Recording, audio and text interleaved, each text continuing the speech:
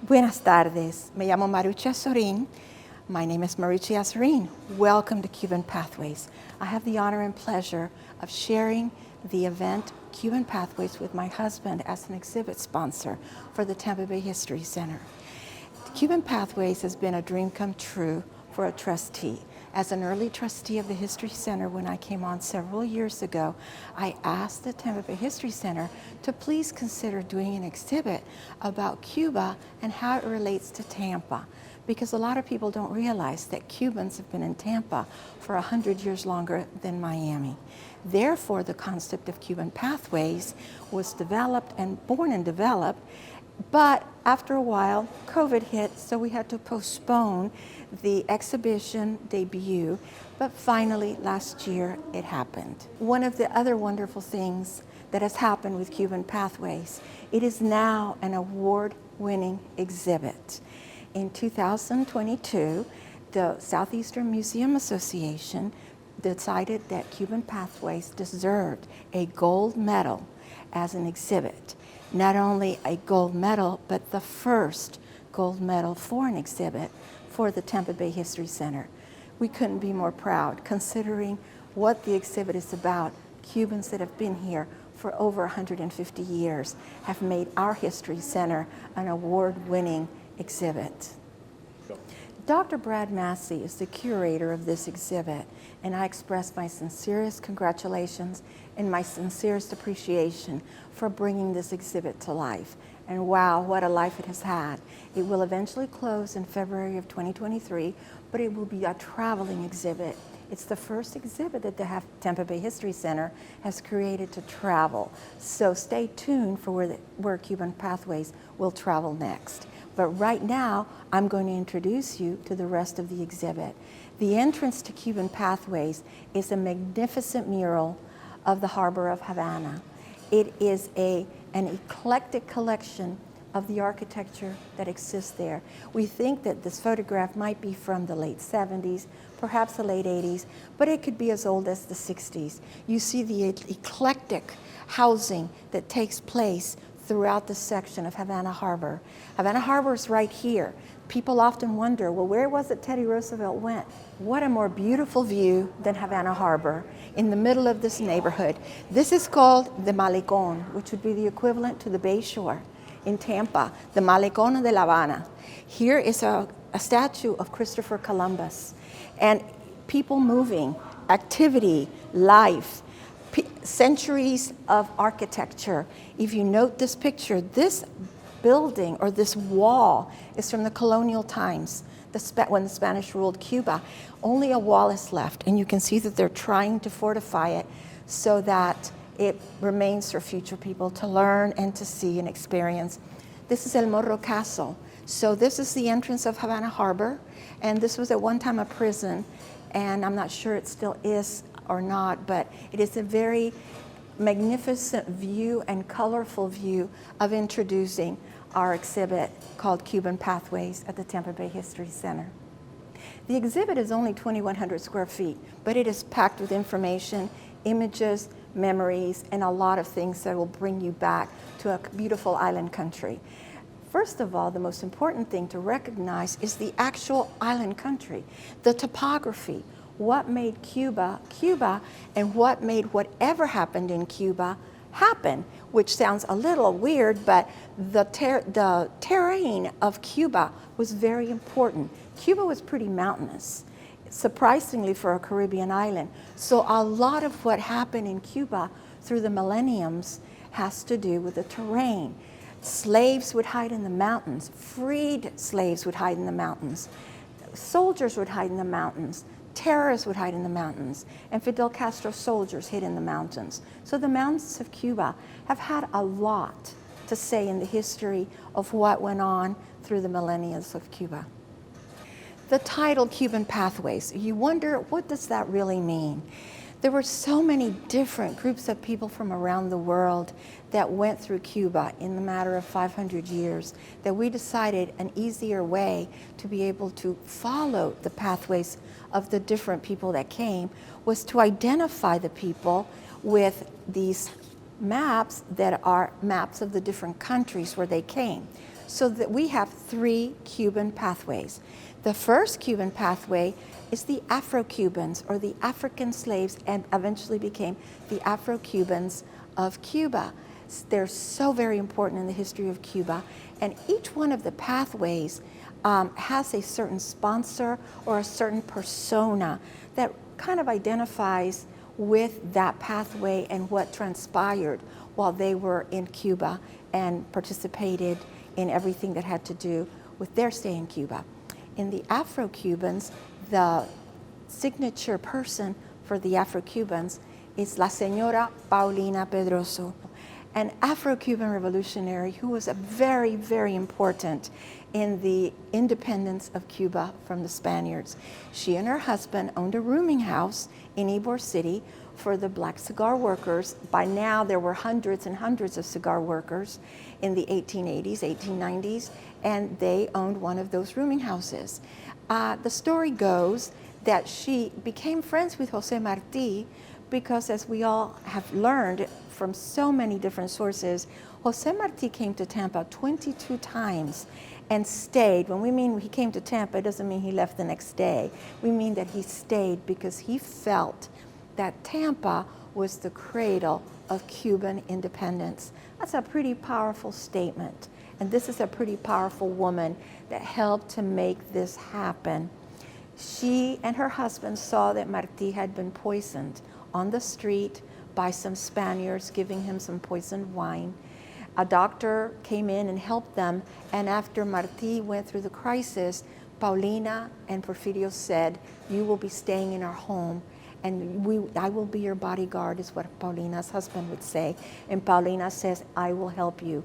So imagine 1880s, early 1890s Ybor City with Paulina Pedroso, Jose Marti and her husband walking around, making the Cubans feel that there was a chance for the independence of Cuba.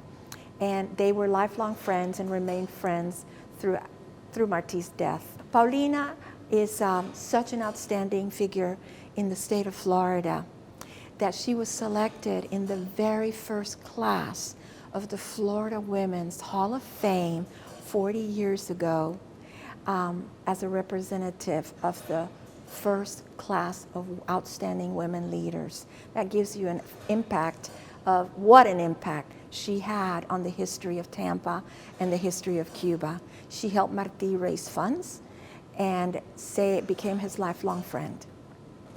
The second Cuban pathway are the Cantonese, the Chinese Cubans that came after the emancipation of slaves, who necessitated the crops and the agriculture of Cuba. So the Cantonese that came to Cuba to work in the cigar industries or the tobacco farms, the sugar mills, and the railroad earned wages and had to work. They were indentured servants for 7 years.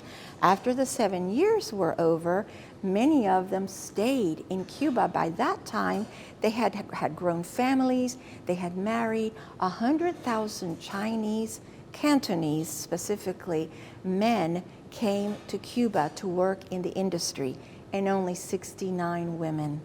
So it made for a wonderful mixture of some of the most beautiful people in the world. And so many Cantonese and Chinese, Afro-Chinese Cubans went into their own businesses and started restaurants, laundries, bakeries, farms. Many of them, their offsprings are still today, and we have a large section about Chinese Cubans in the exhibit, a very important component of Cuban pathways. The third pathway of Cuban pathway are the Spaniards. Between the years of 1900 and 1960, more Spaniards came to Cuba than in the previous 200 years. And they came to Cuba for so many reasons. They came to Cuba because they knew that there was a wonderful culture here, there had been Spaniards here, but many came to Cuba because things were going poorly in Spain for a lot of people. The anarchists were starting to take over many parts of Spain. They were starting to throw out small business owners out of their businesses. And such was the case with the pathway representative of Spain. His name is Rogelio Azorin, and he happens to be my dad. My father was born in 1910 in Alicante, Agost, Alicante. They were manufacturers of bricks. My grandfather, my grandmother, my father, who was at that time 7, and his 2 younger brothers. They were working in the family business so hard, making hand-cut bricks out of local organic clay. So here come the anarchists. They start taking over the businesses, and my grandfather says, we have to leave. We cannot do this. So my grandfather had heard from a lot of his friends that had moved to Cuba that Cuba had organic clay. In other words, clay was natural. My grandfather thought that they really needed to give it a try. They felt that they needed to be able to be free to have their own business. So they traveled to Cuba in 1917 and settled in Camagüey, Cuba. Of course, they traveled by ship. So we can only imagine what that ship must have been like and what the trip must have been like. Dad used to not like to talk about it very much, but they made it to Camagüey, where they started all over again, having had their business stolen in Spain. They made bricks by hand in Camagüey, and eventually, little by little, working very diligently and very hard, established a very large industry in Cuba. Once they arrived in Camagüey, they started manufacturing bricks by hand. My father and his brother would be the ones that were in charge of providing the soft clay for my grandmother to put into a mold and cut by hand. Then they would fire the bricks in an old-fashioned oven that they had built surreptitiously in Camagüey. Little by little, their business grew. Eventually, this little handmade brick became industrial brick, and the brick plant became an industrialized clay manufacturing business that provided the pipes for the infrastructure of the island for the fresh water. So in October the 13th of 1960, the communist regime of Fidel Castro stole our family business. They came to the business, told my father this no longer belonged to him anymore, and made us sign papers giving them ownership, froze our bank accounts, and shortly thereafter confiscated our home. That is why Rogelio Azorin is the pathway from Spain, because not only did he leave Spain to Cuba, from Cuba to the United States. On November the 13th, we landed in Miami and eventually worked our way to Harlem, Georgia, to work for someone else's brick business. Then, after 3 years of knowing that we could do it for ourselves again, my father said, we're going to do it again. We're going to start all over, and we moved to Plant City, Florida, where a family business called Florida Brick and Clay Company flourished for over 60 years. That is why Rogelio is our Cuban pathway from Spain. So now that you've been introduced to Cuban pathways and the purpose of the pathways, let's go tour Cuban pathways. The exhibit is 2,100 square feet, so it's impossible to put as many articles as we really wanted to put, but we had a wonderful way. Our artists decided to use these giant panels to divide the different topics of information that we're going to discuss. Obviously, these are the early Spaniards coming to Cuba. And one of the most valuable, treasured possessions that the Tampa Bay History Center has is this map. This map is the first map, as far as historians know, that actually gave Cuba a name, Isla de Cuba. This is a Peter Martyr map that the History Center loaned for this exhibit, and it's from 1511. Imagine what was going on in 1511. So here's Isla de Cuba, Hispaniola, and there's something up here that looks like land, and we're pretty sure that eventually becomes Florida. But as far as they know, this was all hand-drawn.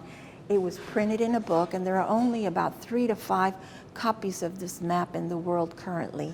One of the most interesting things about this map, it's probably the reason why Cuba got the nickname La Isla de Cocodrilos, because as you see the way the map maker drew it, it looks like a crocodile. So the earliest 1511 Peter Martyr map of Cuba, the earliest map that we're aware that Cuba is actually identified. The Taínos are the native people of the Caribbean. The Taínos occupied so many islands in the Caribbean, but they particularly came to Cuba. They were very, very strong people. They were very independent. And one of the most famous of all the Taínos was named Atuay. Many of you that have had Malta Atuay will know now that your Malta, your Cuban root beer made out of rice, is named after a Taíno Indian. And if you look at the carton, you will see an image of what people perceived Atuay to look like, probably from sketches. Atuay was a very powerful leader, and he defeated the Spaniard in many, many battles with his band of natives. At one point, they did capture Atuay in 1502. The Spaniards say, you will live under Spanish independence and Spanish protectionism. And Atuay said, absolutely not. I will not live under there. I would rather die. And so one of our exhibit pieces shows Atuay being burnt at the stake by the Spaniards in 1502. Atuay has lived through the ages. Little did we know that in 2023 we would be talking about Atuay and knowing that he had a lot to do with all of our childhoods drinking Malta Atuay. The Taínos eventually left Cuba, but they didn't leave the Caribbean. So many of my Puerto Rican friends say, oh my gosh, I'm part Taíno. Of course, the Taínos eventually moved to the island of Puerto Rico and have thrived there and live in the mountains. And many of these boards reflect some of the things that happened to the Taínos. No, they didn't disappear. No, yes, they did reappear, and they reappeared in Puerto Rico. More than 30% of Cuban population has American Indian DNA.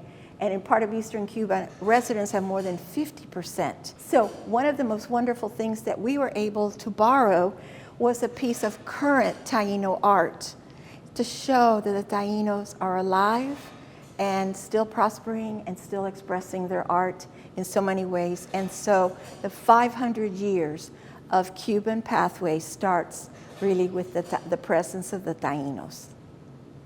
The Afro-Cubanos, such an important part of Cuba, Cuba's progress, and everything, even to this day, that defines Cuba. They came, of course, many of them came on slave ships, and then once they were able to be freed or they acquired their independence, many stayed to continue living in Cuba because it was their home. So this entire section of the Afro-Cubans talks about the first Africans in Cuba. And our curator wanted to put names to people.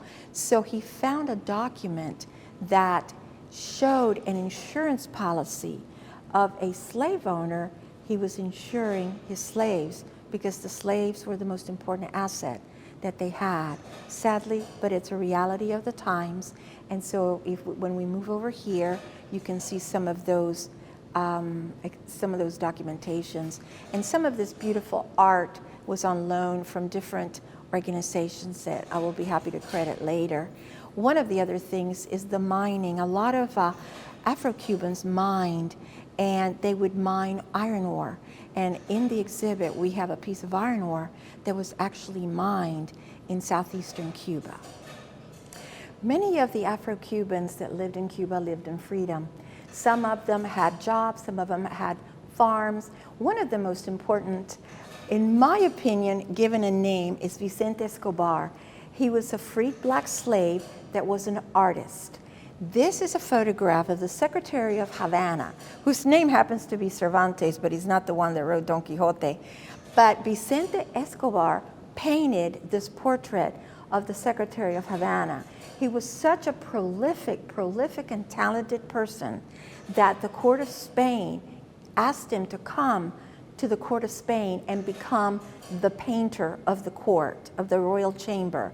So Vicente Escobar went to Spain, became a very famous painter, painted I don't know how many hundreds of paintings of different people. Eventually Vicente Escobar died in Spain, and because he had such an importance to these people, he was listed in the registry of white people and was buried in one of the white cemeteries in Spain. What would an exhibit about Cuba be without Cuban music? This part tells us about the free black women and the two sisters, Micaela and Teodora, who most people believe are the ones who created the basic beat of el son. These two black women just created something that we are still enjoying today. So because we couldn't have music wafting through the halls, we decided, our curator decided that he was going to have a small area where you could listen to beats of Cuban music and where they came from. Obviously very African style, but it started the son that we all know. And so most children come here and start beating on the drums, and there's a right hand, left hand kind of schematic to teach you how to play a son. But fortunately, we have a piece of son music recorded in Ybor City in 1939.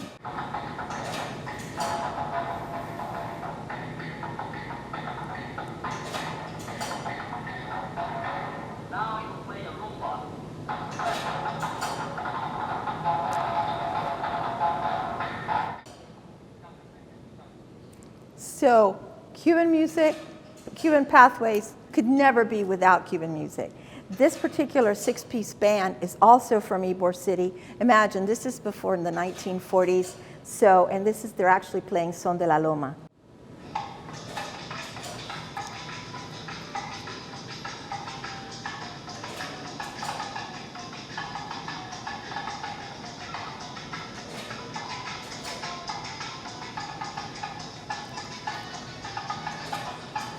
Cuba Libre, Tampa, Jose Marti, Teddy Roosevelt. You've heard it all before. Maybe you haven't, and you will today. It is such an important component. This is where Tampa solidified its place in Cuban history. Thanks to Jose Marti and all of those brave people that raised funds to go fight for the independence of Cuba, lived in Tampa. Thank God for them.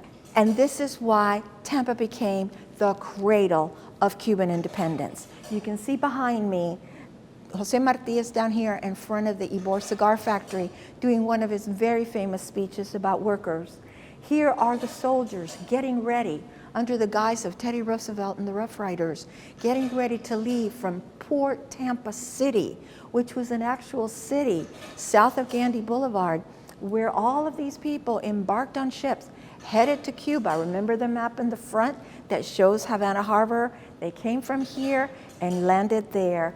And it shows all of the importance, Tampa's importance in the liberty of Cuba. Okay. The cigar workers in Tampa played such an important role in the independence of Cuba movement. It was not the Spanish-American War, it was the Spanish-Cuban-American War. And one of the most unique pieces that's shown here, not only is our wonderful cigar chair, but is a certificate, in this case, that's filled with authentically old, antique pieces of cigar industry history. There's a certificate here where a cigar worker gave Jose Marti or one of his representatives some money, like 50 cents, to go towards the battle for the independence of Cuba. A cigar worker, 1888. That's why Cuba and Tampa have such a close connection, and why I felt Cuban Pathways should be an exhibit for the Tampa Bay History Center. The Cuban cigar workers numbered hundreds of thousands through the years. One of the most important concepts was that when Vicente Martinez Ybor brought his cigar factory to Ybor City from Key West, he wanted a brick building. And a brick building is what he got, and it's probably one of the most significant buildings still to this day in Ybor City. And the reason being, one of the reasons why we even have the cigar factories in Tampa is because fires constantly destroyed the cigar factories in Key West. The second reason why we have such a wonderful opportunity with the cigar factories in Tampa is because Henry Plant had decided he was going to build a railroad on the west coast of Florida, as Henry Flagler did it on the east coast of Florida. So the cigar owners knew, the cigar factory owners knew, that this was a way that they were going to be able to disseminate their product to the rest of the United States. And I think, as you well know, the rest is history. The Afro-Cuban society is one that is filled with so many nuances and wonderful stories. I've already told you about Paulina Pedroso saving Jose Marti. There were so many stories of the Afro-Cubans that continued helping for the revolution and the freedom of Cuba. Because of all of this, eventually, La Unión Martí Maceo, named after Jose Marti and Antonio Maceo, one of the generals that fought in the Spanish-Cuban-American War, was started in Tampa, and the building still lives to this day. So they didn't have a lot of training, and so there was a handkerchief that gave them instructions on how to load weapons, how to clean your weapons, how to hide and everything. Why a handkerchief? They were fighting in Cuba where it was humidity, there was a lot of rain, they could fold it up, it would survive. If it was a piece of paper, it would have been a done deal. So this is one of the nuances that the History Center does own, and it's one of the most unique pieces of history that anyone has ever seen in the form of a handkerchief. Los Chinos Cubanos. You remember the map of Canton? Here it is. We're going to talk about the early Chinos Cubanos that came to Cuba to work in the agricultural fields, to work in the tobacco fields, the sugar fields, and the railroad. So actually 130,000 Chinese laborers, nearly all of them men, relocated to Cuba between 1853 and 1874. Only 66 women were noted as Asiatic according to a census. So Cuba welcomed the Chinese workers. They went out and met Cuban women, Afro-Cuban women, and raised their own families transculturally, began a wonderful venue of opportunity for the Chinese laborers after their deeds were done with whomever had brought them over and their indentured servants was over. They raised farms, they put out grocery stores, restaurants, all sorts of this. Francisco Cheng Sut is our representative of El Chino Cubano, and one of his descendants was able to provide us, that lives in Tampa, by the way, was able to provide us a lot of information about Francisco. As we move through the getting to Cuba and seeing some of the documents, this is an actual work contract for the indentured servants from China, actually written in Chinese and then written in Spanish. These are the kind of papers that when they were done, they were free and they could go out and assimilate into the Cuban society, which pretty much they already had. So working in Cuba and becoming Chinese in Cuba became such a large portion of Cuban culture.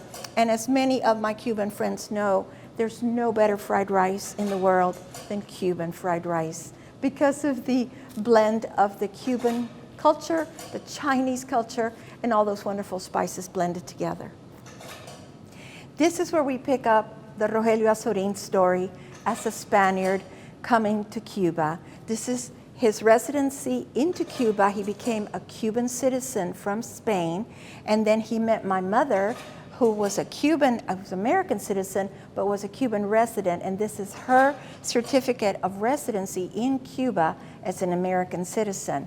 If you follow the little maps throughout our exhibit, it gives you an idea how we blend all the pathways throughout. This is the beginning of what eventually became their successful business, and everything that went on that we're going to discuss a little bit later. Our wonderful Viewmaster, extra large, never seen before, is the creation of our curator. He wanted to emphasize the tourism of Cuba, how in the 1950s people had Viewmasters and would bring home photograph of everything they had seen while on vacation.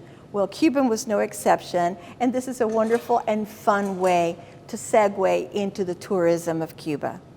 To enhance the idea of Cuban tourism, our curator was able to find these small Viewmasters, which the younger people have probably never seen before.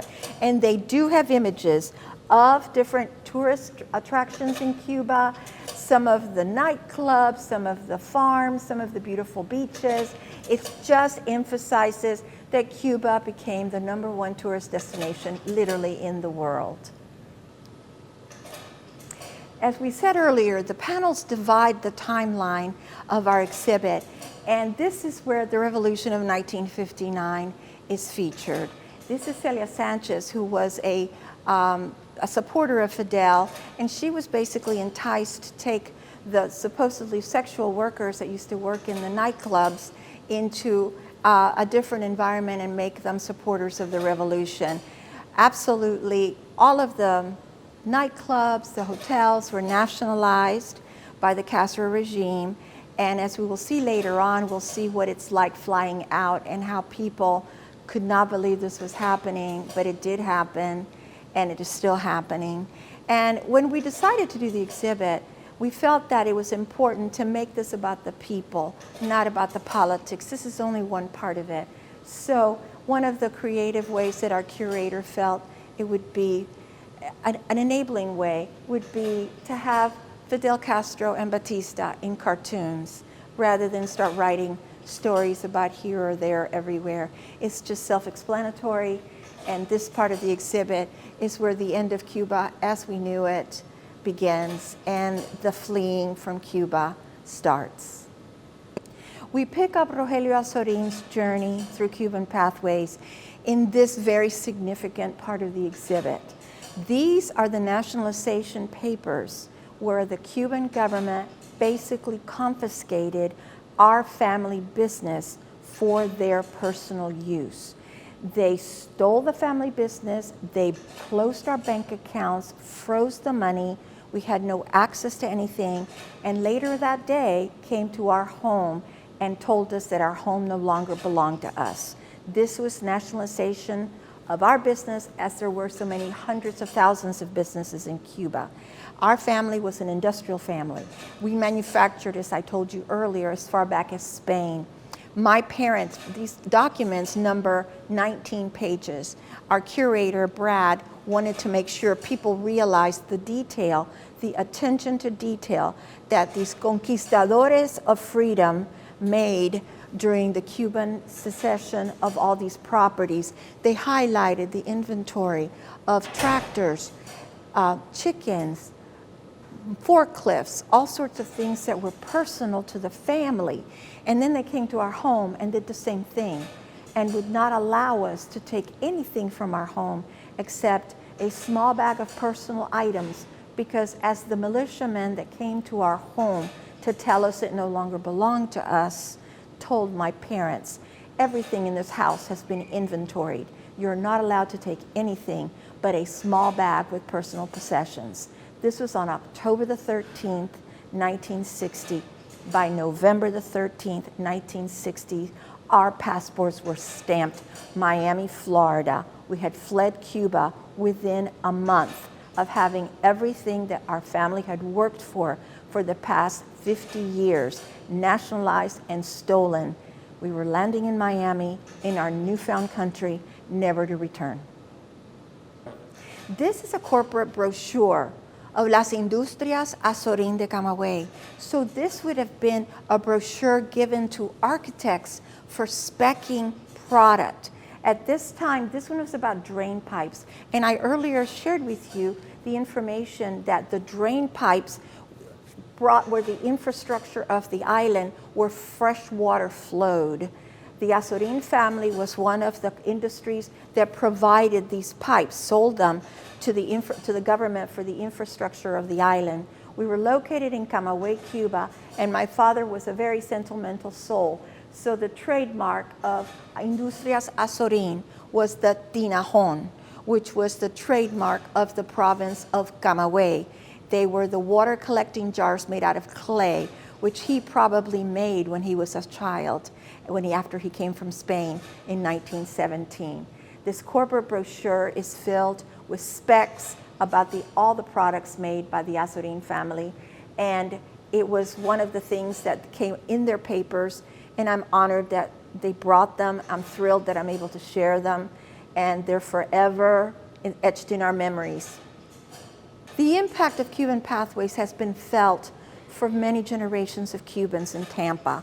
One of the generations, my generation, are the ones that came through airplanes or by airplanes through Havana, Jose Marti Airport. Many of those little people were the Operation Pedro Pan children, who came unaccompanied. Operation Pedro Pan was the largest evacuation of children in the history of the Western Hemisphere.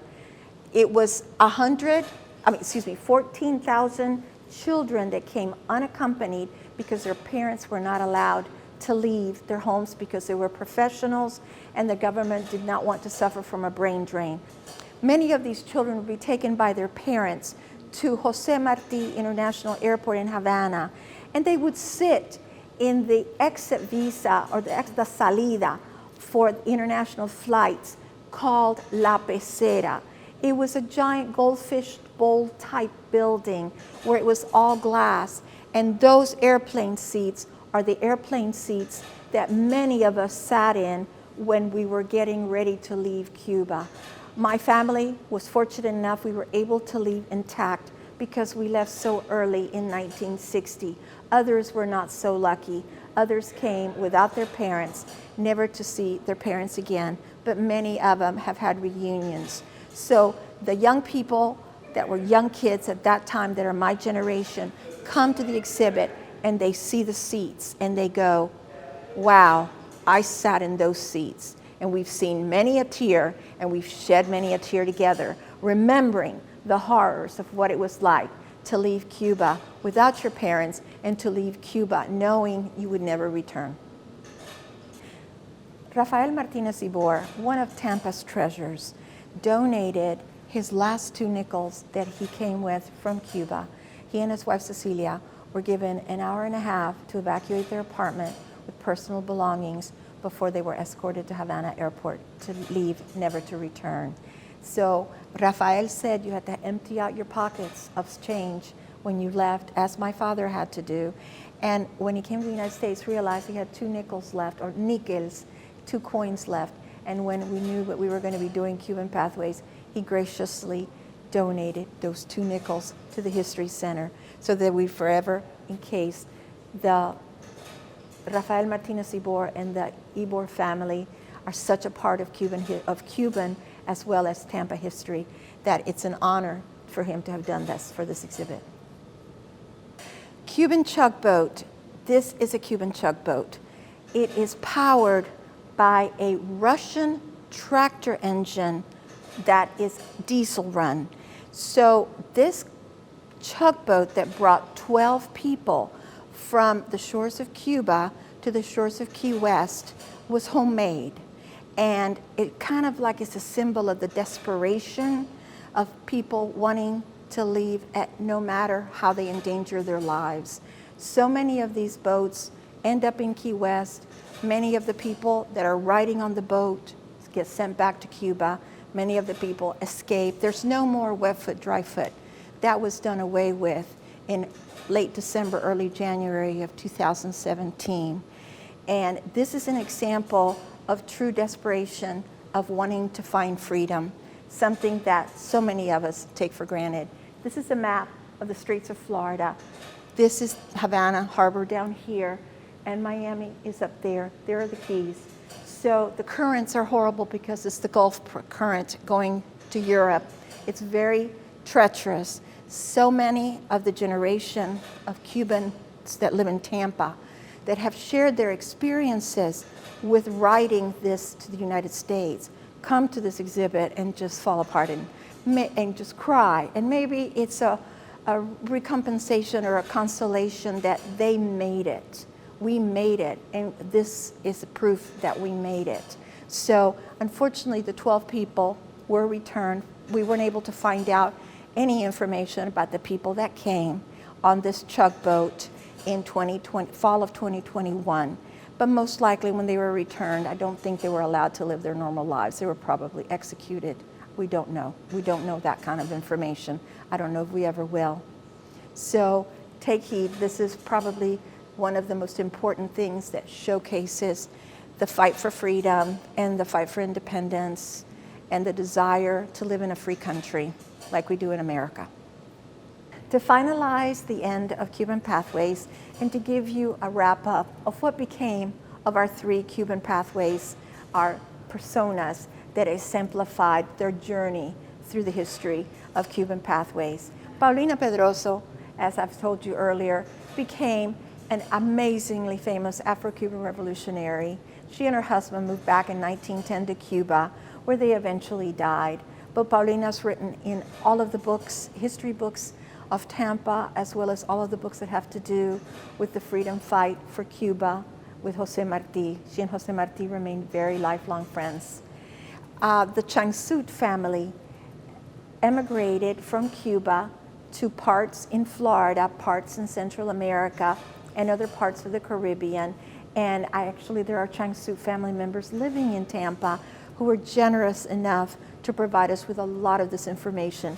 They didn't realize they had such a treasure trove in the boxes that they had been left by their grandparents or great-grandparents or aunts and uncles. So that's a lesson in itself. Don't throw away things that you think tell something about the history of your family. And Rogelio Azorin, my father, Rogelio Azorin started again in Plant City, Florida with his brothers Antonio Manolo, his brother-in-law Jose Luis Junquera. They started a brick plant for the third time. My father lost his country twice. And then he came to the United States and he said, I want to become an American citizen. So when my father wanted to become an American citizen, I was already at the University of Florida in graduate school. My father said, I want to become an American citizen during the bicentennial of the United States. I want it to be very important, and it will mean so much to me to know that 200 years after this country was founded, they allowed me to become an American citizen. So my father's citizenship papers are here, and they are dated July the 4th, 1976, where he became an American citizen. And couldn't find a prouder daughter. I was already at the University of Florida and could not pick him up from his naturalization service, but it was a moment that we'll never forget. He told me that the very first place he wanted to go as a newfound citizen of the United States was to go back to Alicante to see what became of the family, to find out who was still there, what had become of everything that they had left behind and they had not been able to visit since 1958 because of when we left Cuba in 1960, and things in 58 were already starting to get a little questionable. So when he went back to Spain, and this is during 1976, there was no internet. I couldn't plan the trip just by going online and planning a trip. I had to find a travel agent, found his papers, and I planned a trip for my mother and my father to go to Alicante, to go to Agost, Alicante, the place where he was born, and I would join him as soon as I finished that semester in school. They did. They had the most marvelous time in the world. I remember taking them to the airport, and he was like a little kid. He couldn't wait to get on Iberia and fly to Madrid, then fly to Alicante. So when they welcomed him in Alicante, it was like a revolution of joy, of song. They sang at dinner, they sang at lunch. My mother said my father has never been happier in his life. And so therefore, it was such a joy when I was able to join them after I finished that semester at school. We traveled everywhere. He would take me to the cemetery to see the Azorin family that was there. We would travel to Barcelona to see the brick makers and the people that used to provide us with equipment. And one of the caveat stories about that is that someone knew him at this factory in Barcelona. The elderly gentleman said, Señor Azorin, I do remember you from Cuba. I want to show you something. He took my father downstairs to their packing department. I was with him, and I remember seeing him do this. And he took him into the packing department, and he goes, and this, of course, this is all in Spanish, and he says, where do you think that cutter is going? A cutter is an equipment piece that cuts the clay to make it into the bricks. And my father looked at the label. It was going to our factory in Cuba. So my father, the character that he was, took one of his American business cards and stuck it in the packing list. We will never know whatever happened or what kind of a reaction, if they even knew who that was. Unfortunately, the brick plant in Cuba no longer exists. It's been blown up several times. It served as a prison and has served as all sorts of things. But I've also read that some of the artists, since the kiln, the place that fires the clay is still there, are trying to bring back the art of clay making in Camagüey. So we never know what's going to happen, maybe someday. And they still refer to the factory as Casa de Azorin, even though it's called the Artistic Center for Cuban Art or something like that. But Rogelio, back to Rogelio's time in Spain, having spent wonderful times with our family in Spain, aunts and uncles I had never met, cousins that were to be met for the first time and followed up since then. My father had a fabulous time sitting in a porch outside overlooking the mountains of Alicante, Agost, Alicante. He caught a cold and he died in 3 days. So he died in the country where he was born. We were able to bring him back and bury him in Plant City, Florida, because he was an American citizen. Otherwise, we would have had to leave him in Spain. So the full pathway from Spain to Cuba, Cuba to the United States, back to Spain is the biggest reason. It was a full pathway for Rogelio Azorin, and therefore that's why he is one of the stars of the Cuban Pathways exhibit at the Tampa Bay History Center. I hope you enjoyed our tour today, and I hope that you will revisit it and ask any questions. You know how to reach me. I look forward to seeing you soon. With love.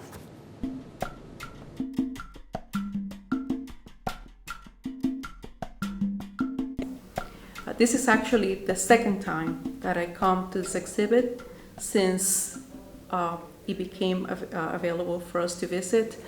And I have gone through the entire exhibit multiple times, reading every piece of history that is right in front of our eyes.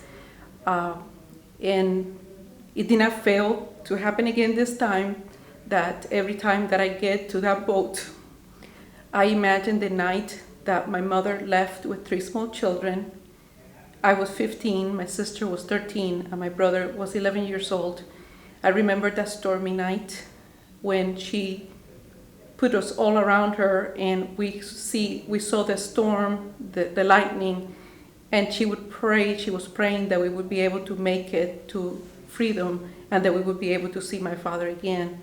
And it just brings a lot of memories for me. And then when I read the oars and what people that came in a boat, and the boat, it is something that is so fragile that you cannot imagine that people crossing the ocean could ever survive in such a raft, and to see how they build it, to look at the details of the raft, it's just something that has been very chilling. I know the first time I had to, one of the people that I came with, she embraced me, and I had to, I was crying for so long, and even the second time has been very difficult to see it, and to read the words of Castro. Those who don't have his revolutionary spirit, we don't want them, we don't need them. Neither do I. I definitely do not need communism in my life. I don't need Castro in my life. And I am so glad that I live in a free country. And I want to thank the organizers of the exhibit to bring this history to Tampa. It is so important to understand and to feel and to witness what we have gone through. So thank you. The exhibit was so touching that I cried.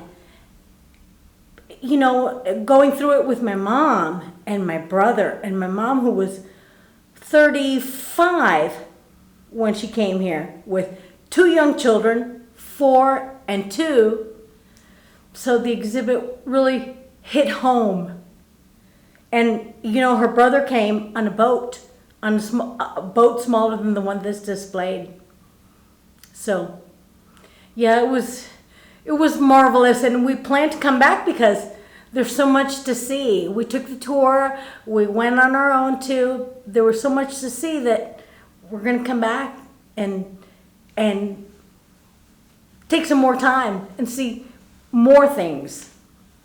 Yeah, it's a beautiful exhibit. I tried to put myself in the shoes of my mother and my grandmother in that summer of '61, knowing that they were leaving their homeland and never to come back, and with the hope of the future of their family literally in their lap, in me, and to strike out to a new place, new culture, new language, into the complete unknown. And I put myself in her shoes as soon as I saw those two chairs from the airport in Havana. And I can just picture my mother and my grandmother with me on their lap, knowing that they were leaving and waiting for the phone calls from the